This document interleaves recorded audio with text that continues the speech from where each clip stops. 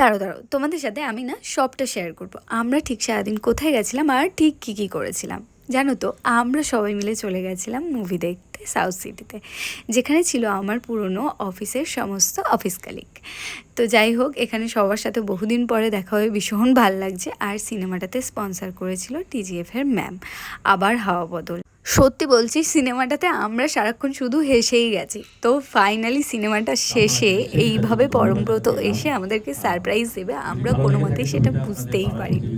পর্দার লাইটটা অফ হলো আর পরমব্রত এসে হাজির হলো। সত্যি সামনে থেকে উনি সিরিয়াসলি ভীষণ হ্যান্ডসাম। তো যাই হোক, উনি আমাদেরকে এখানে কিছু কথা বলছেন, সিনেমাটা দেখতে বলছেন। তোমরা অবশ্যই হলে গিয়ে সিনেমাটা দেখে এসো।